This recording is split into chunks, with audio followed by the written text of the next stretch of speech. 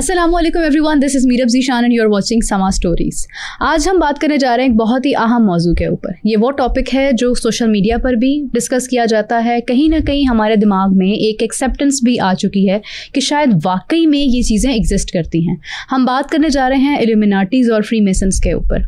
क्या ये रियल में एग्जिस्ट करते हैं, और अगर इल्यूमिनाटीज़ हैं तो वो कौन हैं, कहाँ से बिलोंग करते हैं, ये सिलसिला कहाँ से शुरू हुआ और आज क्या हमारे मुआशरे में इसका असर है। क्या पाकिस्तान जैसे मुल्क में भी इल्यूमिनाटीज़ के इदारे मौजूद हैं, चर्चेज मौजूद हैं, और क्या पाकिस्तान के लोग भी इल्यूमिनाटीज़ की तरफ रागिब हो रहे हैं। आज हम इस हवाले से जिनसे बात करने जा रहे हैं वो बहुत ही खास पर्सनालिटी हैं, स्पिरिचुअल हीलर हैं। इनकी किताबें, इनके कॉलम्स को पढ़ के एक रूहानियत आपके खुद के अंदर पैदा होने लग जाती है। और डेफिनेटली ये टॉपिक इन्हीं से डिस्कस करने वाला था, तो मैंने इन्हें तकलीफ दी और अपने शो में इन्वाइट किया। अब्दुल्ला भट्टी साहब, अस्सलाम वालेकुम।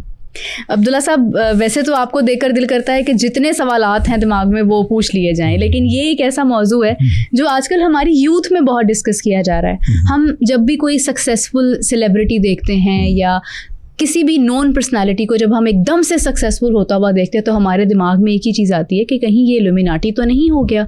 इल्यूमिनाटी है क्या? बेटा, आपने वाकई ऐसा सवाल किया है कि जो ना पिछले 2-3 सदियों से इस चीज़ पे इसरार के पर्दे पड़े हुए हैं। कभी पर्दा उठता है, कभी गिरता है, कभी उठता है, कभी गिरता है। इसरार, तजस्सुस। अब पिछले 1776 से इसका जब हम बैकग्राउंड में जाएंगे, 1776 से इसका आगाज़ हुआ। इल्यूमिनाटी है क्या? इल्यूमिनाटी एक लातीनी लफ्ज़ से निकला जिसके मानी अवेकन, बेदार, रोशन, इल्मो फहम वाले, इल्मो आगही वाले, रोशनी वाले, वो लोग जिन पे खुदा का नूर उतरता है। इनका दावा है, ये सच नहीं है। वो लोग जिन पे खुदा का नूर उतरता है, जिन पे खुदा की आगी उतरती है, जो इल्हामी है, जो इरफानी है, जी, जो अक्लो शौर में, फहम आगी में आम लोगों से बहुत बुलंद है। पहले इस पे जब हम बैकग्राउंड में जाएंगे, पहले हम ये देखते हैं आजकल, आपने सवाल किया आजकल पाकिस्तान में ये है कि नहीं। आज से 20 साल पहले जब मैं लाहौर में आया तो बेटा मुझे ना एक इंसान मेरे पास आया, दोस्त, मुझे कहता है कि मेरा जो छोटा भाई है वो एक सोसाइटी का शिकार है जिसे इल्यूमिनाटी सोसाइटी कहते हैं। अच्छा। मैं पहली दफ़ा ये लफ्ज़ सुना। मैं क्या इल्यूमिनाटी सोसाइटी क्या होती है? कहता है वो अपना उसको खुदा के लिए उसको उस जंगल से, उसके शहर से, उसके जादू से निकाल लें। वो ड्रग्स लेता है, वो एनर्जी ड्रिंक लेता है, वो अजीब कपड़े पहनता है, वो रातों को जाता है मुख्तलिफ जगहों पे। तो मुझे कहने लगा कि आपको समझ नहीं आएगी, अगर आप मेरे साथ जाएंगे तो आपको समझ आएगी इल्यूमिनाटी कि ये क्या ग्रुप है। मैंने कहा ठीक है जी। मैं उसके साथ चला गया। मुझे आप भी याद है, लाहौर फ्लैटी होटल के, मैं नाम इसलिए लूँगा, उसके अंदर नहीं, उसके पास कोई बिल्डिंग थी। तो वहाँ पे जब हम गए ना तो वहाँ पे उन्होंने हर बंदे से 3-3 हज़ार रुपये ले रहे थे। ये 20 साल पुरानी बात है। मैंने कहा यार 3 हज़ार रुपये हमसे क्यों ले रहे? कहते आपको अंदर ड्रग भी देंगे, एनर्जी ड्रिंक भी देंगे, अंदर आपको सब कुछ करेंगे। एनर्जी ड्रिंक जब अंदर गया आगे आपको समझ जाएगी हुआ कि करते क्या है जी। अंदर जब मैं गया तो वहाँ ज़्यादातर लोग लड़का लड़की इकट्ठे आए हुए थे। हैरान कुन बात थी मुझे ये था कि इस शहर में, इस जगह पे इतने बड़े पैमाने पे ये फंक्शन हो रहा है, तो फंक्शन में कोई रोकने वाला, कोई टोकने वाला, कोई गवर्नमेंट की इस पे है कि नहीं। लाहौर में तो मुझे और मेरे मेज़बान ने हैरान कर दिया कि वो जो टेबल है ना, वहाँ पे ब्यूरोक्रेसी, सियासतदान, लाहौर के बड़े लोग बैठे हुए हैं। यानी कि इस ग्रुप में बड़े लोग भी हैं जिनकी वजह से हम ये ऐसा फंक्शन करा सकते हैं, कोई हमें रोक नहीं सकता। तो मैंने कहा ये करते क्या है? उनका भी आप देख लेंगे। हम बैठ गए सोफे पे जाके, बड़े अजीब शक्लों वाले लड़के लड़कियां आ रहे हैं, हाथों में हाथ डाले हुए, ये वैसे अजीब शक्लों वाले, यानी उन्होंने कपड़े पेंट किया, किसी ने कपड़े ऊपर पहने, किसी कपड़े अजीब पहने, किसी ने थोड़े पहने, बड़े, यानी कि वो हर बंदा कोशिश कर रहा था कि मैं डिफरेंट नजर आऊँ, मैं अलग नजर आऊँ। हैरान कुन बात थी कि एक बाहर जगह थी जहाँ पे बहुत सारी लाइटें पड़ रही थी और म्यूजिक, बेहंगम म्यूजिक चल रहा था, और एक अंदर हाल था जहाँ पे चल रहा था म्यूजिक। जब चल रहा है ना तो उस म्यूजिक में जो लड़के लड़कियां नाच रहे थे, मुझे जब आधा घंटा हो गया, वो उसी स्पीड, उसी रिदम, उसी जोर से नाची जा रहे हैं। वो इस चीज़ से आज़ाद थे कि हम मर्द हैं, हम मेल हैं, फीमेल हैं, हर चीज़ से आज़ाद, नाची जा रहे हैं। 1 घंटा हो गया, मैं देख रहा हूँ। वो कहते एक और शुगल दिखाते हैं आपको। अंदर मुझे हाल में ले गया, अंदर में हाल में इस बेहंगम तरीके से वो नाच रहे थे। मैंने कहा ये पॉसिबल नहीं है इंसानी जिस्म के लिए कि वो इतनी स्पीड से इतनी देर तक किस तरह नाच सके।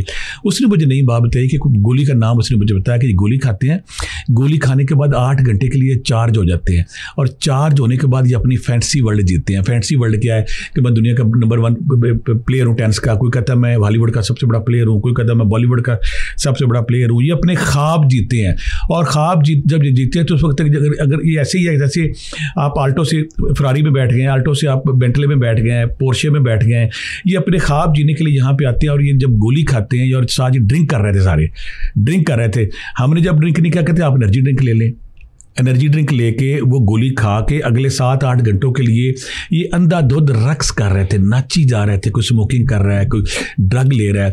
तो मैंने पूछा इसका मकसद क्या, कुछ हैश ले रहा है वहाँ पे।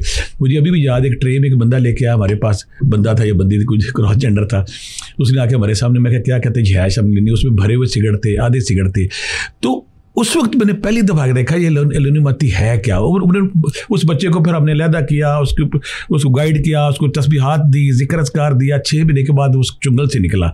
तो बच्चे ने फिर मुझे बहुत सारी बातें बताई कि हम इसमें ना ये यूरोप से इसका जो स्टार्ट फिर मैंने स्टडी किया 1876 में एडम वाइसहार्ट एक बंदा था जो जर्मन बवेरिया टाउन में था। वो फिलासफर भी था, कानूनदान भी था, पढ़ा लिखा भी था। उसने ये चैलेंज किया कि ये जो चर्च और मज़हब जो बादशाह है ना, ये हमारी आज़ादी को सल्ब करते हैं। इनकी मौजूदगी में ना हमारी तरक्की हो सकती है, ना हम प्रमोट हो सकते हैं, ना हम खुशी हासिल करते हैं। लिहाजा एक ऐसी तंजीम बनाई जाए जो चर्च और बादशाह के ख़िलाफ़ हो, यानी कि मज़हब को रिजेक्ट कर दिया जाए और बादशाह को रिजेक्ट किया जाए। उसने 1876 में आर्डर ऑफ इल्यूमिनेटी के नाम से बनाई।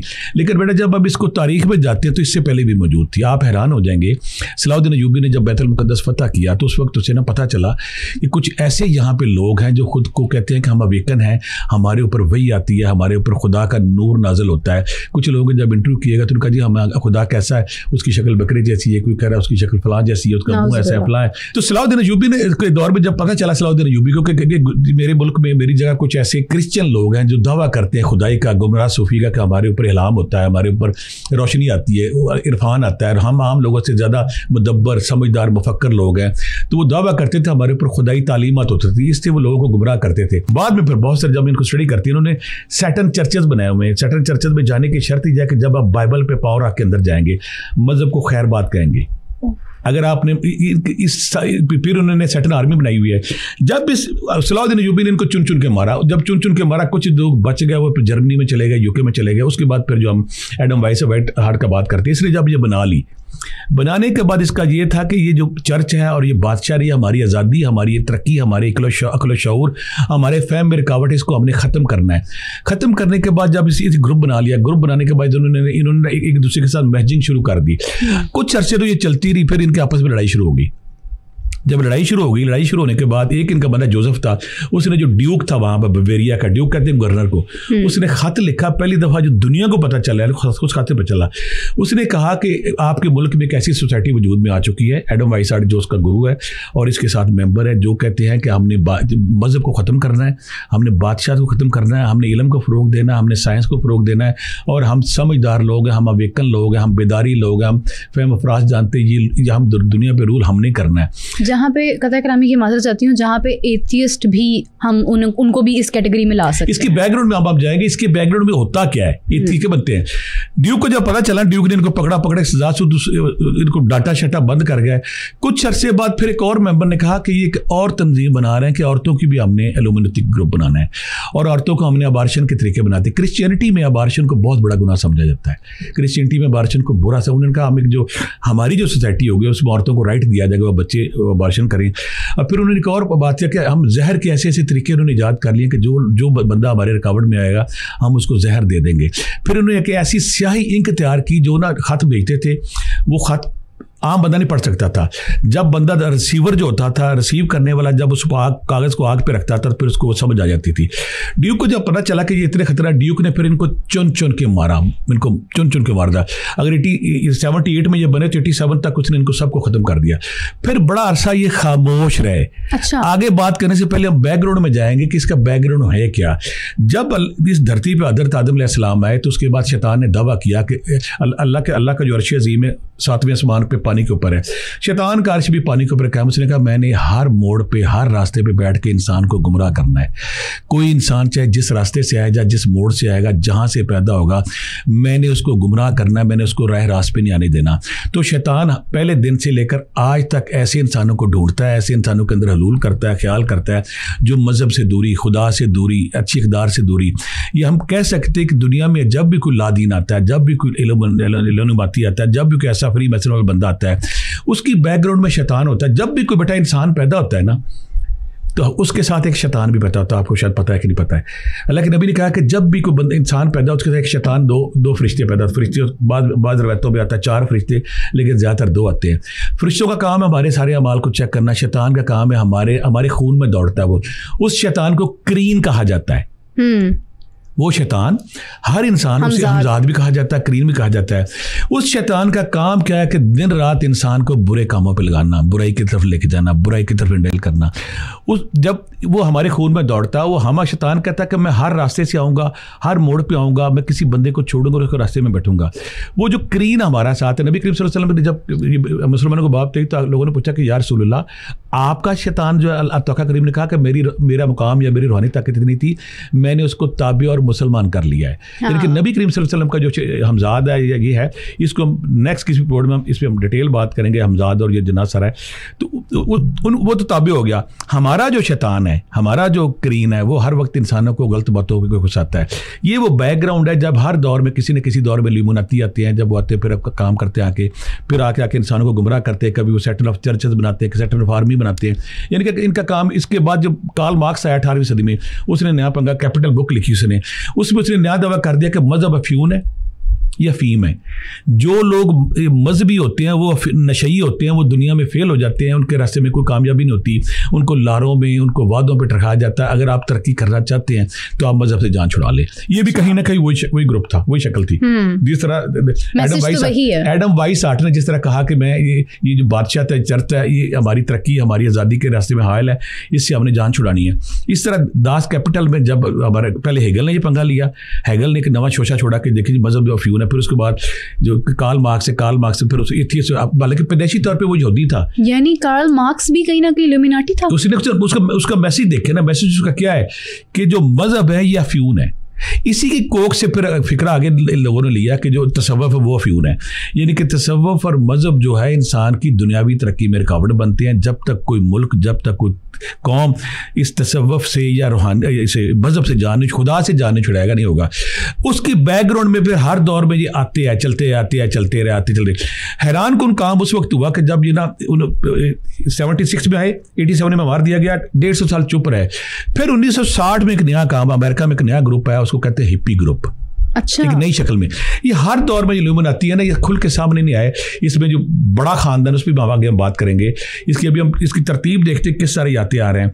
खुल के सामने नहीं आते, बैकग्राउंड में रहते हैं। बासर बंदा, चाहे कोई म्यूजिशियन है, चाहे कोई सिंगर है, चाहे कोई अदाकार है, चाहे कोई पॉलिटिशियन है, ऐसा बंदा जिसका इंसानों पर इन्फ्लुएंस है, जिससे इंसान मुतासर है, जो इंसानों की राय को चेंज करता है, जो पॉपुलर है, जो दिलों की धड़कन है, जो हर दिल अजीज है, उस तक अप्रोच करते हैं। अप्रोच करने के बाद फिर उसको लालच देते हैं कि अगर तुम 16 में दे दो, हम तुम्हें तरक्की के साथ में वहाँ पे ले जाएंगे।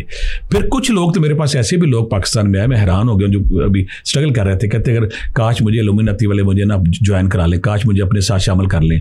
यानी कि दुनियावी तरक्की के लिए, दुनियावी अरूज के लिए, शोहरत के लिए, पैसे के लिए, लालच के लिए। जब आगे हम चलते जाते हैं, ब्रिटनी स्पीयर्स ने जो सिंगर गाना गाया वर्किंग वुमन के वाले से, ब्रिटनी स्पीयर ने जो गाना गाया, उसने गाना गाया वर्किंग लेडी के वाले से, कहती तुम्हें फरारी भी मिलेगी, तुम्हें पोशे भी मिलेगी, तुम्हें लैंड क्रूजर, सब कुछ मिल रहा, उसके लिए तुम आ जाओ इसमें। उसके बाद जब बियॉन्से को हम देखते हैं, बियॉन्से के बाद बाकी लोगों को जब हम देखते हैं जिन्होंने सारे, इसके जब हम आगे चलते हैं तो ट्रेविस स्कॉट ने जब आके पिछले साल या साल पहले उसने आके वो कंसर्ट किया, गाना फीन के नाम से जब उसने किया, तो 8 लाख बंदे उसके सामने थे। उसकी जब म्यूजिक उसका स्टार्ट होता तो हारमोनियम की तरह स्टार्ट होता, बंदा जब म्यूजिक सुनता है तो सुनते बंदा एक ट्रांस में, एक नई दुनिया में जाना शुरू होता है।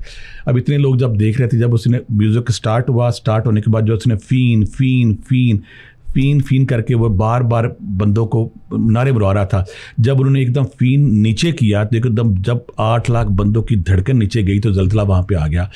3.8 शारिया का जलजला लगा। तो इसको हम इसके बैकग्राउंड में जाते हैं, ये हुआ क्या। कॉर्ड ने जब ये सारा गाना गाया फीन का, पूरी दुनिया में जलजला आ गया, देखे जी ये लोनोमती और उसने ये कर दिया है। होता बेटा इसमें ये कि जब भी कोई शैतानी बंदा ऐसे कोई काम करता है, जब गाना गाता है, दुनिया में मुतलो लोगों ने गाने गाए, माइकल जैक्सन जब गाता था, जब शकीरा जब गाती थी, की माजरत चाहती हूँ, ये जो आप बता रहे हैं इंसिडेंट, इसको तो लोग इस तरह से परसीव करते हैं कि वो उसकी हाइप इतनी हो गई कि लोगों ने इतनी जोर जोर से जंप करना शुरू कर दिया कि कि जमीन हिल गई। हाँ, उसका मैं बैकग्राउंड देता हूँ। होता ये नॉर्मलाइज कर दिया कि शैतानी कुव्वतों को बुलाने वाले जब भी शैतानी कुव्वतों को बुलाते हैं, बुलाने के बाद जब वो गाने गाते हैं तो उनका शैतानी पोर्टल खुल जाता है। शैतानी जब पोर्टल खुलता है, इस तरह इसकी मिसाल मैं एक और दूंगा कि सूफिया कराम जब या हय्यो या क़य्यूम अल्लाह भू को विरद इसी तरह करते हैं, वो भी वजदान इरफान की एक नई दुनिया में चले जाते हैं। उनके अंदर एक नई हलूल, जब नई कैफियत आ जाती है, जो उनके अंदर इरफानी की नई दुनिया आबाद हो जाती है। इसी तरह जब इस सिंगर ने वो गाना गाया, गाना गाने के बाद जो फीन कर रहा था, एक रिदम के साथ कर रहा था, एकदम जब ऐसे उठ बैठ रहा था, एकदम जब नीचे बैठा है तो उससे वाकई उसमें जल्दी कैफियत आ गई। होता कि किसी शैतानी पोर्टल खुल जाते हैं। अगर आप शैतानी कुव्वतों को बुलाते हैं, शैतानी फोर्सेस को बुलाते हैं, शैतानी काली माता, उनकी सारी फोर्सेस को बुलाते हैं, तो वो फोर्सेस उस मजमे पे उस इंसान के अंदर हलूल कर जाती हैं। दूसरी बात है, बेशुमार सिंगर ऐसे हैं, वो खुद कहते हैं कि जब मैं, रिहाना मसला कहती है कि जब मैं परफॉर्म करती हूँ तो मेरे अंदर शैतानी रूह आ जाती है।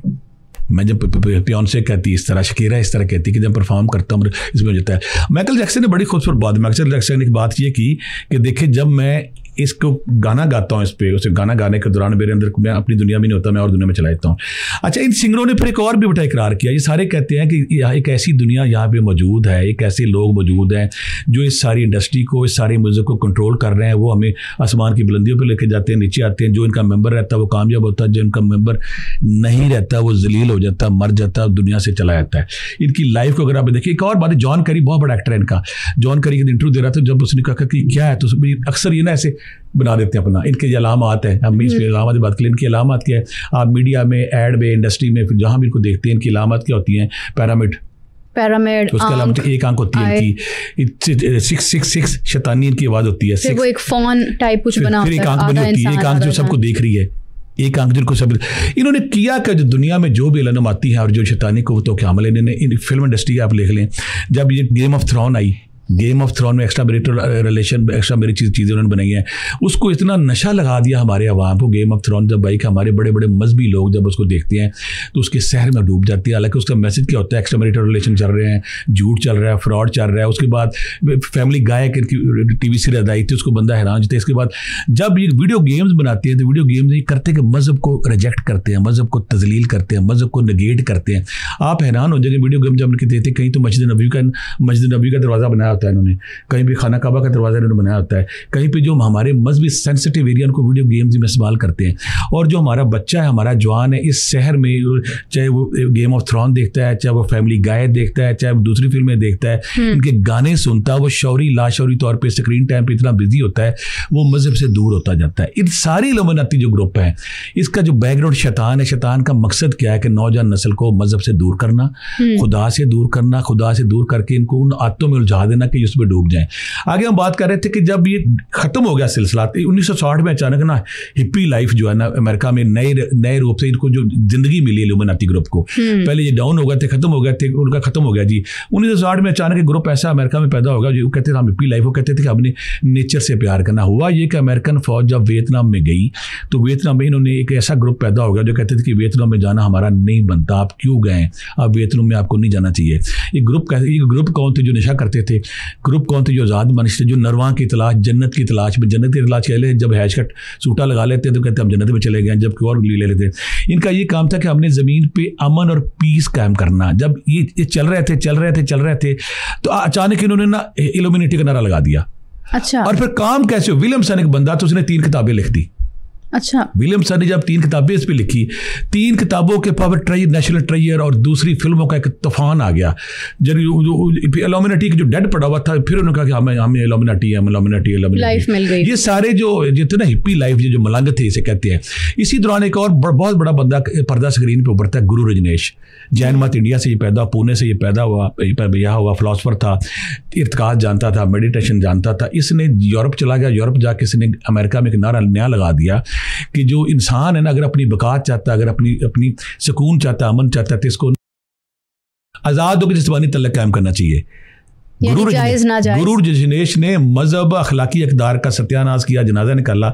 और अगर आप खुदा को पाना चाहते हैं, अगर आप पीस को पाना चाहते हैं, अगर आप अमन को चाहते हैं, अगर आप हकीकी प्लेजर को पाना चाहते हैं, तो अपना जिस्मानी तल्लुक़ को आम कर दें और इसमें आज़ाद हो जाए। फिर उसने अगला कहा, मैं आपकी बात काट रही हूँ, मुझे इससे एक सीज़न याद आ गया, सेक्रेड गेम्स। सेक्रेड गेम्स एक नेटफ्लिक्स पर एक सीज़न था, उसमें एग्जैक्टली यही मोटिव को लेकर जो है ना वो बात की गई और बाकायदा तौर पर दिखाया गया कि नाउज़ुबिल्लाह अगर आप इस तरह के जिनसी ताल्लुकात कायम करते हैं तो आप एक नेचर से जाकर मिलते। मसला ये कि ये जो इल्यूमिनाटी ग्रुप है या बाकी ग्रुप जो ईपी लाइफ इसमें शामिल हुए, शैतान हर दौर में किसी न किसी एंगल से, किसी न किसी जाविये से, किसी न किसी नए तरीके से, किसी न किसी नए जाल से इंसानों को ऐसे कामों में उलझाता जो मज़हब से और खुदा से दूर करते हैं। अब ईपी लाइफ का मकसद क्या था कि आज़ाद लाइफ जीनी है, ना शादी, ना अखलाक, ना मज़हब, ना कुछ नहीं, आज़ाद लाइफ जीनी है।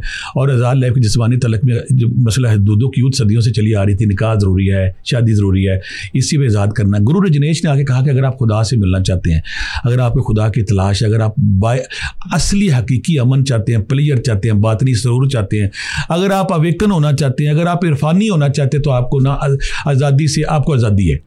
इसलिए एक आश्रम बनाया वहाँ पे अमेरिका में, इसने आश्रम बनाया, आश्रम वहाँ सैकड़ों एकड़ पे आश्रम था, उसमें खुद ये सब्जियां लगाते थे, खुद ये फ्रूट लगाते थे, मादर आज़ाद फिरते थे, नंगे पर दिल करे कपड़े पहन लिए। सेक्रेड गेम्स के अंदर बाकायदा तौर पर दिखाया उसी को चलाया।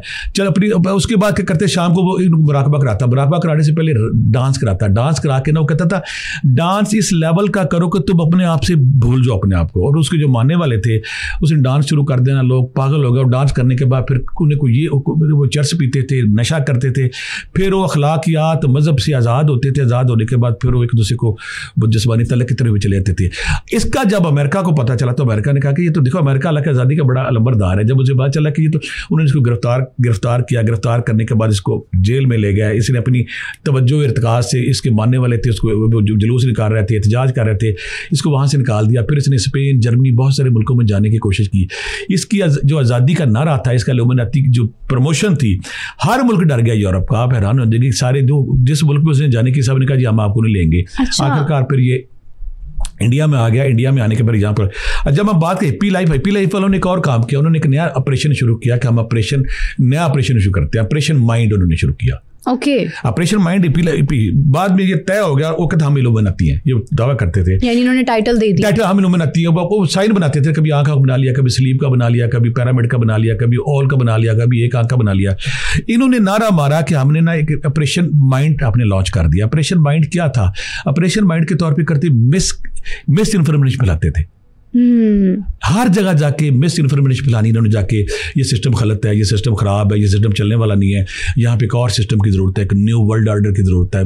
एक दफ़ा जब पीछे बाइडेन उसने भी न्यू वर्ल्ड ऑर्डर की बात कर दी थी कि यहाँ पे ये सिस्टम फ्लॉप हो गया है, एक नए सिस्टम की ज़रूरत है जहाँ पे ना मज़हब होगा, ना चर्च होगा, ना खुदा होगा, ना कोई नबी होगा। ये करती इन्होंने मिस इन्फॉर्मेशन इस लेवल पर फैलानी शुरू कर दी। जहाँ बैठते थे ना ये सिस्टम नहीं ठीक है, ये सिस्टम गलत है, ये सिस्टम गलत है। और हिप्पी लाइफ वाले मेंबर फिर अपनी इनके जो अलामात थी, जो इनके आप मीडिया में यूरोप देख ले, अमेरिका देख ली, इंडो पाकिस्तान बात को हमें ना वो इनके जो साइन है वो मुख्तलिफ एडवर्टीज कंपनियों में, मुख्तलिफ इश्तिहार में, आप टीवी देख रहे हो, जब मोबाइल देख रहे होते हो, कोई चीज़ देख रहे हो, अचानक से एक सिंबल सामने आता हो, गायब हो जाता है। इनके सिंबल आते हैं वहाँ पे, आप सिंबल आम बंदे। और सबसे बड़ी बात ये है कि हमारी नॉर्मल रूटीन की चीज़ों में कहीं ना कहीं फ्लेवर ऐड है। फ्लेवर इन्होंने ये खुल के सामने में नहीं आए। दूसरी बात हम जब हम इनको इल्यूमिनाटी को स्टडी करते हैं तो इसमें ना एक फैमिली रोथशाइल्ड, उसका बहुत बड़ा नाम आता है। उसका इतना बड़ा नाम आता है कि ये यहूदी फैमिली 1760 में रोथशाइल्ड जो इनका बड़ा बंदा था, इसने बैंकिंग का आगाज़ किया। इनके पास इतना पैसा था इनके पास कि नाजी जब 1938 में जर्मन ने इनके एक बंदे चाइल्ड को अगवा कर लिया, 3000 करोड़ रुपए दे के उन्होंने छोड़ा इसको।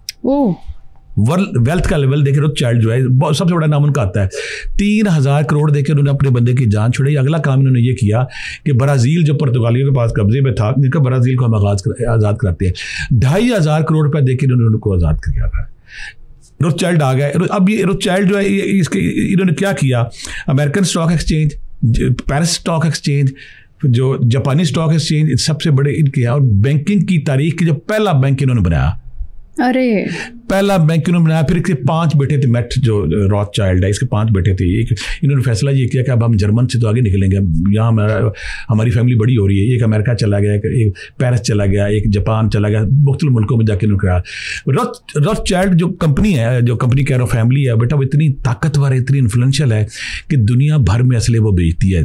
आप हैरान हो, नेपोलियन को जो शिकस्त हुई थी उसमें जो अमेरिका बरतानिया को जो साथ दिया था सारा इसने दिया था। और इन्होंने एक और काम किया, नेपोलियन को जब शिकस्त खा गया, इन्हें पता था कि 24 घंटे बाद बरतानिया में लोगों को पता चलेगा। इन्होंने आके ना नेपोलियन की, इंग्लैंड की हार और नेपोलियन की जीत का ऐलान कर दिया। लोगों ने स्टॉक एक्सचेंज खरीदने शुरू कर दिए, और जब अगले 24 घंटे बाद पता चला कि नेपोलियन तो हार गया, वो सस्ते दामों खरीद के ये खरबोपति बन चुके थे। इतने अमीर थे। इनको इंसानी नफ्सियात पैसे को अच्छी तरह जानते हैं, फिर उसको कैश कराना जानते हैं। उसके बाद इन्होंने क्या किया, इन्फ्लुएंशियल बहुत थे, बहुत ताकतवर थे, दुनिया भर में बैंकिंग का निज़ाम बनाया। बैंकिंग का निज़ाम बनने के बाद बाअसर लोगों को खरीदा, बाअसर लोगों को खरीदा। आप हैरान है, पहली फिर इन्होंने अगला काम क्या किया, पहली जो जंग अजीम है उसमें असला दोनों मुल्कों को भेजा। दूसरे जंग अजीम जब हो रही थी, अमेरिका जंग से बाहर था, इन्हें प्रॉब्लम होगी कि अगर अमेरिका जंग से बाहर रहा, आलमी जंग ना हुई तो हमारा तो असला बिकेगा नहीं। इन्होंने पर्ल हार्बर पे हमला कराया जापान से, कह के पर्ल हार्बर पे जब हमला हुआ तो फिर अमेरिका ग्राउंड में आया। फिर इनका हिस्ट्री है, जो रोथशाइल्ड फैमिली है, कि ये जीतने वाले मुल्क और हारने वाले मुल्क दोनों को असला बेचते हैं, इतना इनका इन्फ्लुएंस है। इनका नाम आता खुल के, जब हम हक़ाइक़ पे जाते हैं तो हमें ठोस सबूत तो नहीं मिलते, लेकिन जब ये अनुमति देखते हैं, ये दुनिया के बाअसर एक्टरों को, अदाकारों को, सियासतदानों को, लोगों को खरीदते हैं। खरीदने के बाद उनको फिर सातवें आसमान पे बिठाते हैं। बिठाने के बाद अगर कोई इनकी बात नहीं मानता तो पुरस्रार तरीके से वो मौत का शिकार हो जाएगा, जो सवाल पजीर हो जाएगा।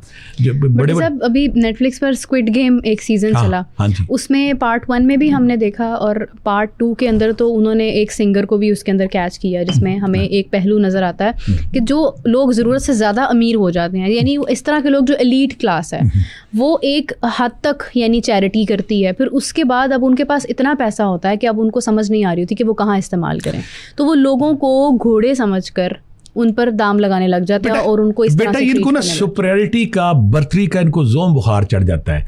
फिर ये कहते हैं कि हमने ना खेल खेलते हैं, ये जैसे स्क्विड गेम हम देखते हैं, खेल खेलते हैं, और खेल खेलने के दौरान ना अपनी सुपीरियरिटी, अपनी बर्तरी अपने करता है। तो इन सारी कुव्वतों के पीछे, इन सारे लोगों को जब हम देखते हैं कि शैतान ने नबी करीम सल्लल्लाहु अलैहि वसल्लम से कहा था कि मैं आपके हर बंदे को, अल्लाह से कहा था बल्कि, हर बंदे को टकराऊंगा। अब्दुल्ला बिन मसूद के सामने एक दिन शैतान आ गया, करीर आ गया बल्कि जो मरा, तो उन्होंने कहा कि तुम इतनी कमज़ोर क्यों हो। जो हमजाद उनका करीन आ गया तो क्या लगा कि तुम नेकियां इतनी करते हो कि मैं तो कमज़ोर हो गया हूँ। हज़रत अबू हुरैरा ने इनको शैतान को देखा। शैतान जो है पहले दिन से नबी अल्लाह से उसने कहा था, अल्लाह मैं तुझ मुझे मोहलत देगा, मैं हर इंसान को भटकाऊँगा, हर इंसान को सिरात मुस्तकीम से दूर करूँगा, हर इंसान को तुझसे दूर करूँगा। मैं ख्याल के ज़रिए, मैं नए जाल के ज़रिए, मैं नए नए एंगल, नए नए जाविये, नए नए तरीक़ों से। जब हम शैतान की हिस्ट्री बेटा देखते हैं तो वो हर दौर में ना किसी नए एंगल से, मज़हब से बेजारी और मज़हब से दूरी का एलिमेंट हर दौर में कहीं ना कहीं इंसानों में रहा है। भट्टी साहब, ये जो इल्यूमिनाटीज़ हैं या फ्री मेसन्स हैं, क्या पाकिस्तान में भी इनके कोई चर्चेज़ पाए जाते हैं? पाकिस्तान का कोई मजहबी मुल्क है, यहाँ पे खुल के नहीं कर सकते, लेकिन मैं फिर मैं ऐसे में हमारी आवाम इसको मैं और कहते हैं, इसको मैं और कहता हूँ, मेरे पास कुछ अमल ऐसे। लेकिन शैतान क्या करता है, कुछ लोगों को जिनकी ख्वाहिशें बड़ी बड़ी होती हैं उनको खरीदता है, उनको फ्रेब देता है, फ्रेब देने के बाद आता है। मेरे पास एक बंदा आया, मेरे आपस आने का लगा कि मैं जो ना एक लामतनाही और गैर मामूली ताकतें हासिल करना चाहता हूँ। उसके लिए मैं कहा तुमने क्या किया? कहता उसके लिए मैं अल्लाह माफ़ करे बिस्मिल्लाह को उल्टा पढ़ता हूँ, कुरानी सूरतों को उल्टा पढ़ता हूँ। फिर दूसरा उसने मुझे सामने इकरार किया कि मैं वाशरूम में बात का मैं कुरान पाक को ले जाता हूँ, यानी कि हर वो काम करता हूं जिससे शैतानी कुफ्ते या अल्लाह और अल्लाह के नबी ने दूर फरमाया। तो पाकिस्तान में भी ऐसे शैतानी अलाकार मौजूद हैं, उसे हम इल्यूमिनाटी कह लें या ना कह लें, यानी कि वो शैतान को राज़ी करने के लिए, खुदा को नाराज़ करने के लिए, सिरात मुस्तकीम चढ़ने के लिए, आका करीम से दूर होने के लिए ऐसे गैर शरई काम ज़रूर करते हैं कि जो इल्यूमिनाटी का मिशन है। मसला इल्यूमिनाटी को जब डेप्थ में होते वो शैतान है ना, शैतान हर दौर में, हर इलाके में, हर मुल्क में, हर शहर में भेस बदल कर, इलाके बदल कर, सीन बदल कर, जाल बदल कर जब मुख्तलिफ तरीकों से अटैक करता है, तो क्योंकि हमारे खून में है, हमारे नेचर में है, हमारे अंदर वो मौजूद है, हमारे साथ हर वक्त बज रहता है। तो मैक्सिमम लोग मादियत परस्ती के तिलस्म में, मादियत परस्ती के हजूम में, दुनियावी तरक्की, दुनियावी शोहरत का ऐसा एक फेम है कि मैंने इसको मीडिया में बहुत सारे लोगों को देखा। कुछ नुकसान क्या है इसका? जैसे आपने बताया कि लोग तो खुद डिमांड करते हैं कि भाई हम इल्यूमिनाटी हो जाएं, हमारे पास एकदम से पैसा आ जाए, तो ये जो हमें उसका एक हैप्पीनेस वाला पहलू नजर आ रहा है कि पैसा, शोहरत, सब कुछ मिल जाए ना बेटा, ये वक्ती है। नुकसान इसका पहले ये कि हम रब के रांदा दुर्गा हो जाएंगे, हम रब से दूर हो जाएंगे, नबी से दूर हो जाएंगे, इखलाकियात से दूर हो जाएंगे, माँ से दूर हो जाएंगे, बहन से दूर, बेटी से। ये तो एक जुनूनी मादियत परस्ती जानवर बन जाएंगे। चलिए, ये तो आप समझ लें कि रिलीजियस एक्टिविटीज और हर शख्स तो इतना रिलीजियस नहीं होता। अगर डेफिनेटली कोई इंसान मादियत परस्ती को इतनी अहमियत दे रहा है तो उसको रिलीजन से क्या लेना देना। लेकिन क्या शख्सियत पर भी कोई नुकसान आते हैं? शख्सियत नेगेटिव असरात आते हैं। ये इसी हम कहेंगे कि एक गुब्बारे में हवा भरी होती है। आप बेशुमार सिंगर, मैं उनके नाम नहीं लूँगा, जब वो एकदम उठते एकदम पुरस्कार तौर पर गायब हो जाते हैं, मर जाते हैं उनके चीज़ का, इसे हम मसनूई तरक्की कहेंगे। अगर आप एल्यूमिनेटी के साथ जुड़ते हैं या शैतानी कुत्तों को अपना हमनवा बनाते हैं, शैतानी फोर्सेस को अपना हमनवा बनाते हैं, उनके साथ मिलकर अगर आप वक्ती तरक्की, वक्ती अरूज, वक्ती ये सारा कुछ शोरतें देख लेते हैं, उसका वो मुस्तकिल और पायदार नहीं होती, वो वक्ती होती है। और फिर दूसरी बात है कि ये जो रियल अमन है, रियल प्लेयर है, रियल खुशी है, बातनी सरशारी है, वो आपको इंसानियत की खिदमत से मिलती है। वो आपको इस तरह, आप इंसानों को जब तक खुश नहीं करते, आप अच्छी अकदार पे अमल नहीं करते, मज़हब पे नहीं करते, खुदा के करीब नहीं होते, सखावत नहीं करते, चैटी नहीं करते, दुनिया में सबसे बड़ी जो प्लेयर है वो सखावत और चैटी में, ये उससे दूर करते हैं आपको। ये इंसानी से दूर करते हैं, मजहबी इक़दार से दूर करते हैं, अखलाकियात से दूर करते हैं।